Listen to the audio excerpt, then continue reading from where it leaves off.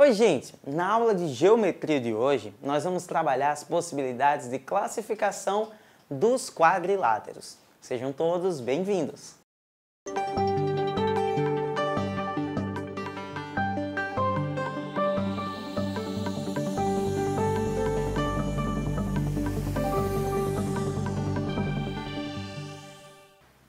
Bom, olha só! Hoje a aula vai ter muita teoria, mas uma teoria que é importante para aplicação em muitos outros conteúdos. Eu quero que você preste muita atenção a todas as características que eu vou estar mostrando aqui durante o nosso encontro de hoje. Fica bem ligado no seguinte, hoje nós temos que sair dessa aula sabendo o que é um trapézio, o que faz uma figura ser um trapézio, o que faz uma figura ser considerada um chamado paralelogramo, olha só, paralelogramo.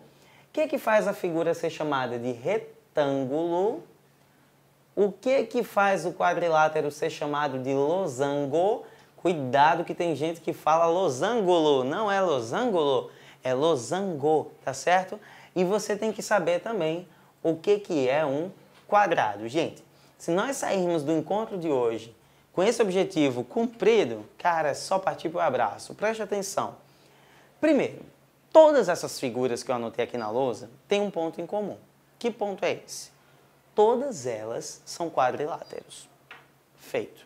Todas essas figuras são quadriláteros. Que característica faz com que essas moças possam ser consideradas quadriláteros? É simples, gente. Todas elas têm 4 lados. No entanto, tem características que as diferenciam. E eu vou mostrar agora para vocês. Eu vou fazer alguns desenhos aqui que vão nos ajudar a entender o que é trapézio. Eu quero que vocês possam ir examinando esses desenhos que eu estou fazendo. Já vão olhando e vão pensando, poxa, esse é trapézio, esse não é trapézio. Então eu quero que você pense um pouquinho nesse sentido. E aí eu amplio a minha pergunta agora. Quais dessas figuras são trapézios? Quais delas eu posso considerar trapézio? Talvez algumas pessoas estejam pensando, só a primeira? Ou a primeira e a segunda? Ou todas? Não sei. Eu vou dar a definição do trapézio para você agora e depois dela eu tenho certeza que vai ser fácil escolher qual dessas é trapézio. Para ser um trapézio, gente, eu preciso ter 2 lados paralelos. Olha o que o professor está falando, 2 lados paralelos. Em outras palavras, é eu buscar ter um par de lados paralelos. E aí, você vai notar que isso acontece em todas as figuras. Se você olha a primeira aqui, ó, esse lado é paralelo a esse. Quando olha a segunda, esse lado é paralelo a esse. Esse lado é paralelo a esse lado é paralelo a esse lado é paralelo a esse. Como esse paralelismo acontece em todas elas, eu posso considerar que todas elas são trapézios. Não é fácil? No entanto, tem algumas características dos trapézios que são super válidas. Ou seja, o que eu falar a partir de agora vale para todas essas figurinhas. Os 2 lados que são paralelos, nós vamos estar chamando de bases, tá certo? Claro que tem alguns casos que tem mais do que 2, né? Então, quando eu olho, por exemplo, para esses 2 primeiros que eu coloquei aqui, eu tenho aqui, minha gente, uma base maior e eu tenho aqui uma base menor. A mesma coisa acontece nessa outra figurinha. Quando eu olho aqui para essa outra aqui, não existe isso. É uma base só, já que dos 2 lados eu tenho o mesmo tamanho. Então, quando eu olho para as 2 primeiras, eu tenho a medida de uma base maior e uma base menor. Um outro elemento muito importante de você entender no trapézio é a chamada altura.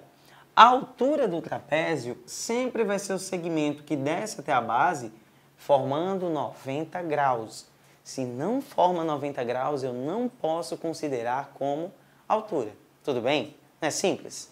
Aí olha só, se eu olho para esse outro trapézio, que é o chamado trapézio retângulo, a altura vai ser o próprio lado dele. Por que isso acontece? Porque o ângulo formado com a base vai ser de 90 graus. Tá certo? Uma outra característica super importante a respeito do trapézio é o seguinte.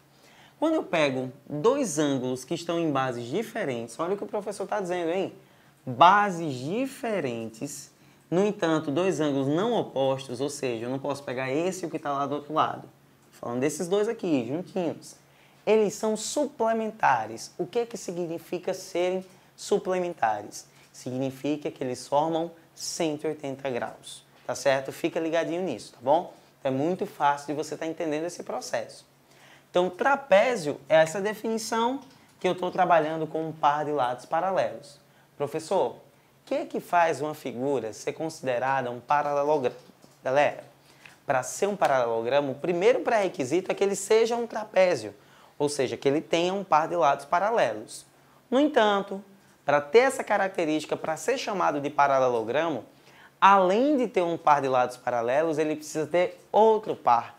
Significa que ela vai ser um paralelogramo se tiver dois pares de lados paralelos. Ou seja, se esse lado é paralelo a esse e se esse lado é paralelo a esse. Portanto, essas três figuras aqui inferiores são paralelogramos. Que característica específica o paralelogramo carrega? Algumas. Por exemplo, tudo que eu falei até agora da historinha dos ângulos suplementares continua valendo, porque todos esses são trapézios.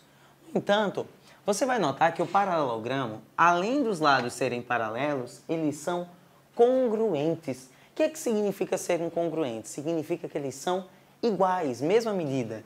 Esse lado é congruente a esse e esse lado é congruente a esse. Simples, hein? Muito tranquilo fazer esse trabalho, né, gente? Então é isso que eu quero que você perceba.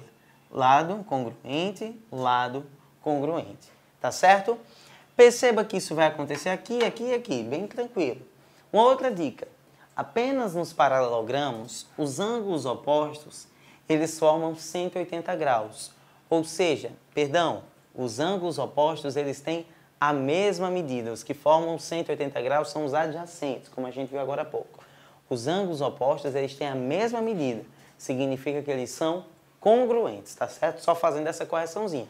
Significa que esse ângulo tem a mesma medida desse, que esse ângulo tem a mesma medida desse, que esse ângulo tem a mesma medida desse, isso vai estar se repetindo, tá bom? Então, essas são as características básicas para eu poder considerar uma figura como um paralelogramo. Professor, quando é que eu considero uma figura como um retângulo? Preste atenção no nome. Retângulo. Ângulo reto. Ou seja, uma figura ela vai ser considerada um retângulo se ela tem 4 ângulos retos. Isso significa que aqui eu tenho um retângulo, veja bem, olha, e aqui eu também tenho um retângulo. 4 ângulos retos. Fácil demais, hein? Vai sair da aula de hoje entendendo todas as características dos quadriláteros. O que uma figura tem que ter para ela ser considerada um losango? Gente, para ser um losango, o quadrilátero tem que ter os 4 lados, vou usar uma palavrinha errada, tá? Os 4 lados iguais. No entanto, a palavrinha correta é congruentes. Significa que essa mocinha aqui, olha, por ter os 4 lados congruentes, ela é um losango. E essa daqui também. Só que você já deve ter percebido que isso daqui é um quadrado. E o que faz ele ser um quadrado? É um quadrado porque ao mesmo tempo é um retângulo e um losango. Como assim? Ele tem 4 lados iguais e 4 ângulos retos. E é bem fácil de resumir tudo isso que nós estamos estudando. Eu quero que percebam que existe um grupo que é o grupo dos quadriláteros, que tem 4 lados. Dentro desse grupo, nós temos os trapézios, que tem um par de lados paralelos. Dentro desse grupo, temos os paralelogramos, que tem 2 pares de lados paralelos. Os retângulos são aqueles que têm 4 ângulos retos. Os losangos, que são aqueles que têm 4 lados iguais. E aqui no meio, a interseção disso tudo, o único que recebe todas as características é o quadrado, que ele vai estar trabalhando tanto com ângulos retos quanto com lados iguais. Bacana, não é? Então, busca resumir isso daqui, busca anotar e treinar, porque o exercício é super importante. E aí, gostou dessa aula? Espero que sim, hein? Espero também que você acompanhe todas as outras aulas que nós estamos preparando e postando não só no site, como também no nosso canal. Deixo um gigantesco abraço e até a próxima!